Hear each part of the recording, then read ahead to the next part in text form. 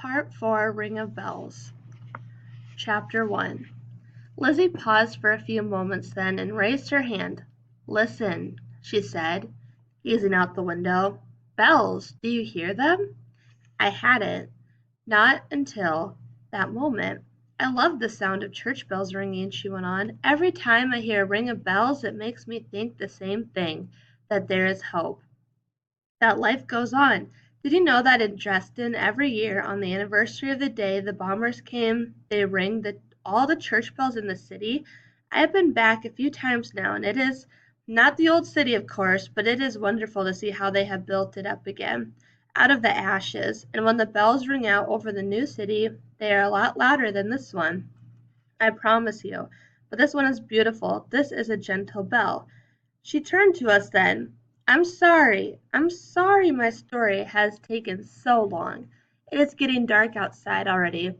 I do go on, I know. Maybe you are right after all. Maybe I should tell you the rest another day. It is good of you to have listened this long." "Listening is what friends are for, remember?"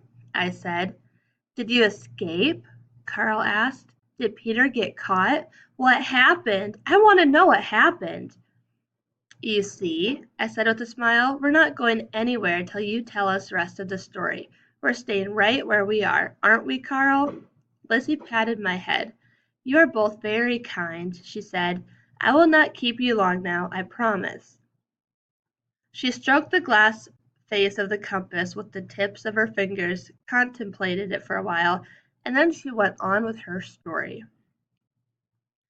"Without this compass and without Peter, I think we would never have made it. He was so right to keep us away from the roads.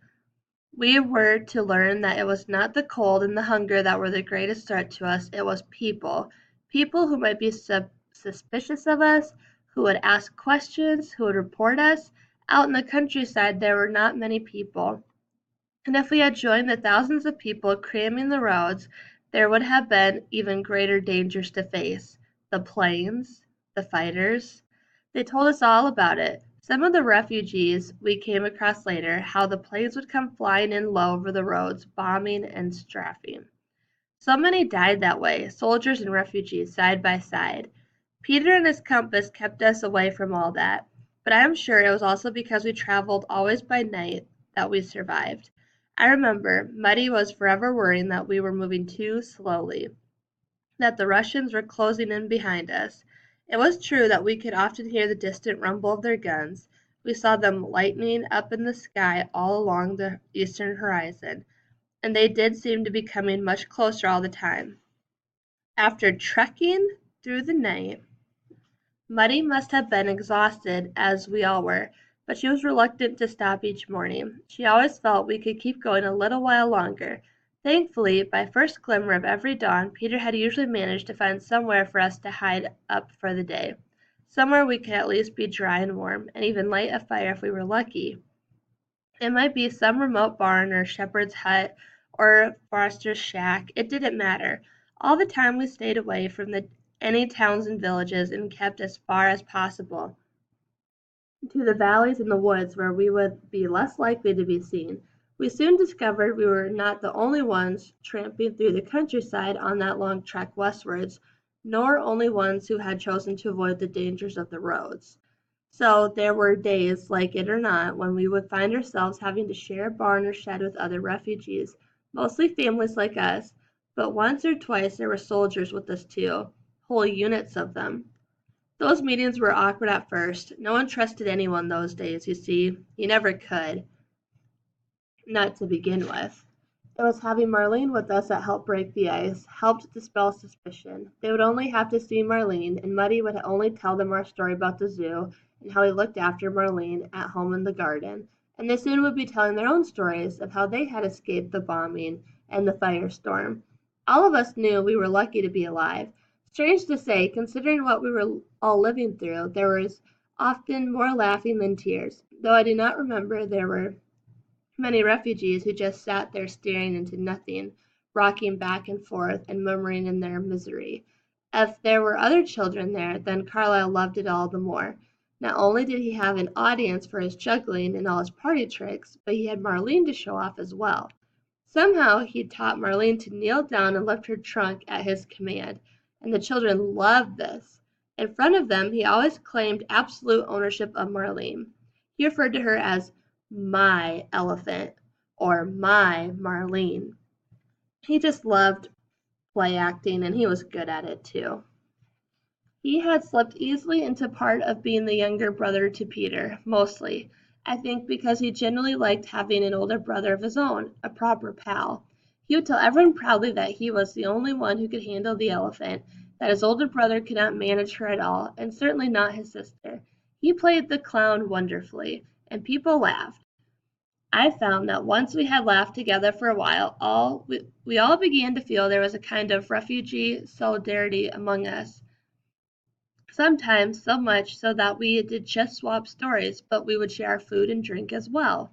But on Muddy's advice, Peter kept himself to himself and did not talk too much when there were other people about, and that was just as well.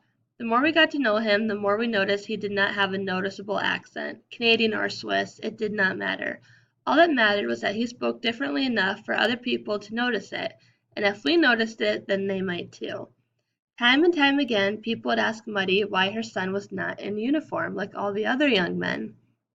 Muddy stuck always to the asthma story Carla had made up in front of the policeman that day. It was a good cover story because, of course, she knew all the symptoms rather well. We all did, except for Peter himself, that is. But as Muddy's suggestion, Carlyle had made sure that Peter knew exactly what it felt like to suffer from asthma. He even taught Peter how to cough and wheeze the right way. Nothing less, it still made me very nervous every time the subject came up. I was fearful, too, because after living through the horror of the bombing in Dresden, everyone we came across was full of anger and bitterness against the Americans and the British. Until now, much of this hatred had been reserved more for the Russians. Not now, not any more. So Peter, if he would be discovered, would be in real danger. And so would we. Most of the other refugees we met were from Dresden. Like us, though a few had come from farther east. From them in particular, they fear the Russians still far outweigh the anger against the Americans and the British. I wonder, class, why they hate the Americans and the British more now. Do you know? There are many stories of dreadful autocracies committed by the Red Army on civilians as they advanced deeper and deeper into Germany. I did not know then, and I do not know now, what was true and what was not, but I do know that many of our fellow refugees were terrified of the Russians. I only know that there is always autocracy in the war. We heard, too, that the Red Army was closer now than we had thought, only a few miles on the other side of Dresden, so despite all the Allied bombing, everyone thought it was better to be at the mercy of the Americans and the British rather than waiting for the Russians to arrive.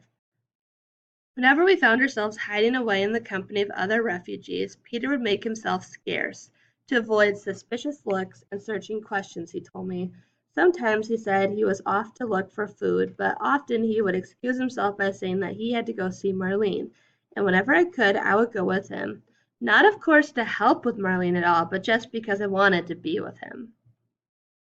We wanted to be together now all we could, and alone, too. The two of us would spend long hours sitting there beside Marlene out in some barn or shed as she munched her hay or straw, whatever we had found for her. Or we would be watching her from a river bank, drinking and splashing herself down. It was during these times together that Peter began to tell me about his home in Canada, in Toronto, of the parts he had played in the theatre, mostly walk-on parts, a spear carrier, a servant, a policeman, a butler. He would tell me about the cabin deep in the forest.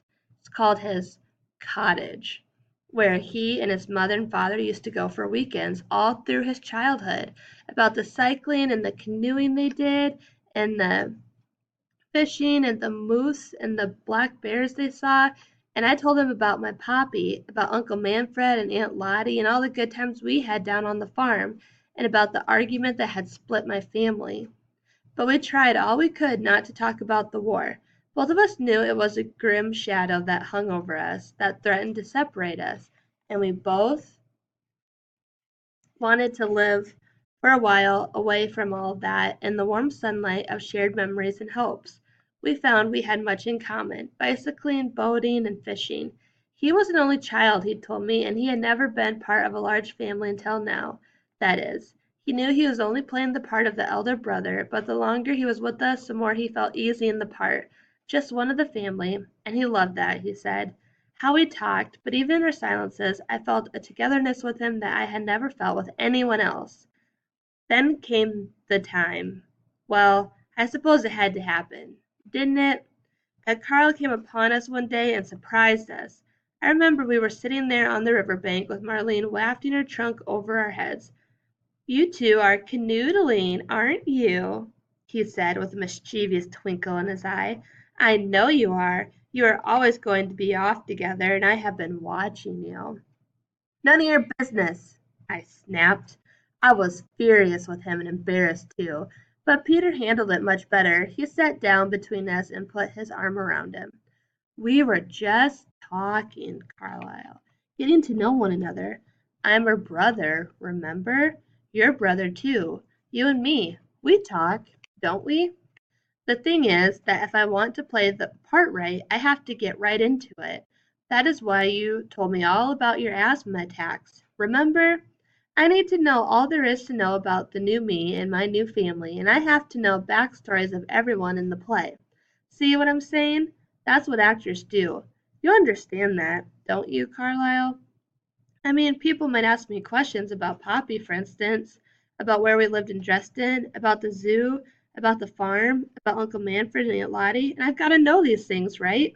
Elizabeth, she's telling me all she can to help me." Carla seemed happy enough with that, but there were many times after when I could feel he was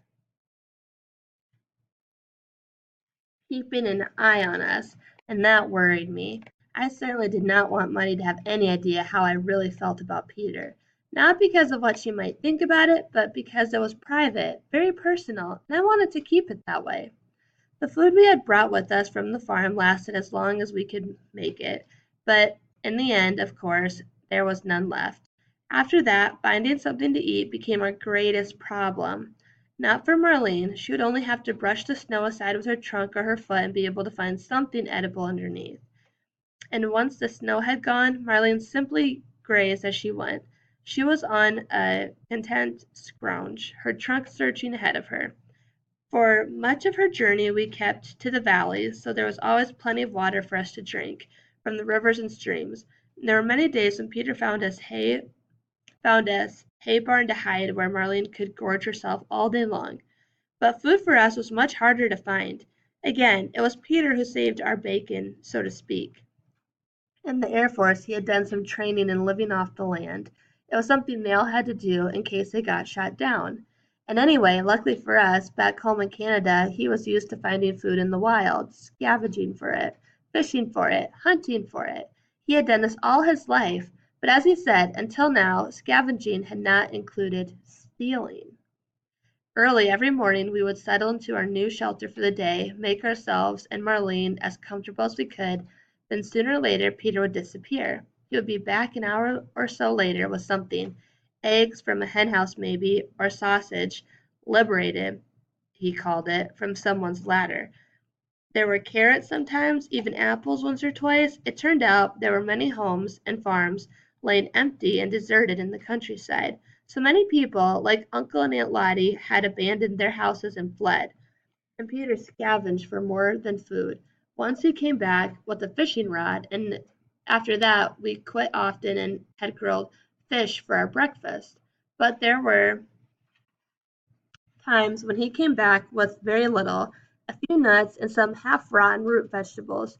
Several times he returned empty-handed together. Then we just went hungry, and those were the days with no food inside us, when it was the hardest to keep ourselves warm, even if we could manage to make a fire.